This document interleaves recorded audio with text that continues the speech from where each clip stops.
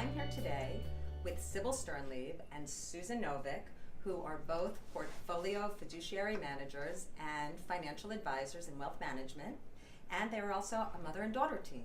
And furthermore, they're my friends and my financial advisors. So we're going to talk a little bit today about financial health. What are some of the most important steps that empty nesters can take right now in their life stage to manage or protect their financial health?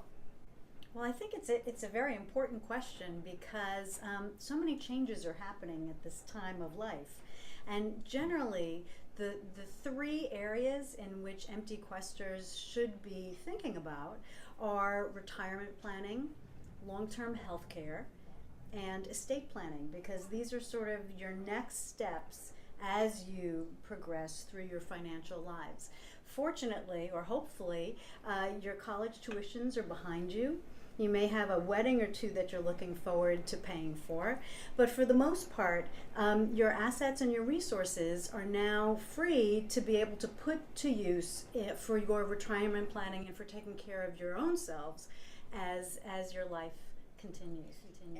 And additionally, I think when you become an empty nester, you want to continue to be productive. You've been very productive in raising your family and running your household. You want to continue to be productive, and you might be thinking about starting a career, a business, or some other way of getting out of the house. You might need financial help with that. What are the greatest concerns of people who are in this life stage when it comes to their money?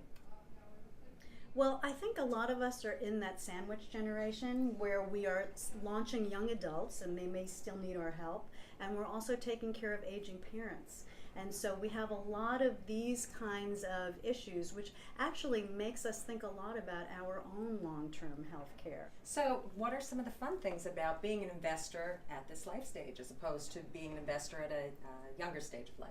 It's an opportunity to reinvent yourself and to really set new goals. You may have dreams that you had to leave behind because you were focused on raising a family. Maybe you always wanted to own a boat. Maybe you want a vacation house by the water. Maybe you'd like to downsize and not have the burden of maintenance of a home. You can rethink all of these things. It's really a new beginning and a new start. So you wouldn't say it's too late to start investing as an empty nester? An empty nester, generally you're in your late 50s, correct? Mm-hmm. So if you're in your late 50s, if you just look at your retirement accounts, you're not obliged to take money out of those retirement accounts until you're 70 and a half. That gives you 15 years to invest that money. In 5 to 10 years, generally, we say you can probably make good money, riding out all the volatile times that there are in the market. But this is a great time to invest because you're not so frightened about providing for the family that has already grown. You took up financial advising only about 4 years ago and learned from your mom, who's the best. How is it to be in this next life stage with a new career? It's really been very energizing to take up something brand new that I'd never done before. It keeps you young, it keeps you engaged, it keeps you alive, and it also brings you an entirely new universe of people and connections and experiences and contacts that really that energizes you as you go into the next phase of your life.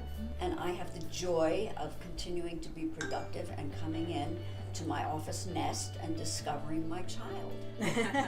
Thank you so much to you both for being here today. I know I personally feel so lucky to have this powerhouse team overseeing my financial well-being. And again, you should contact them, Sybil Sternlieb and Susan Novick of Merrill Lynch in Garden City. You'll be in very excellent hands.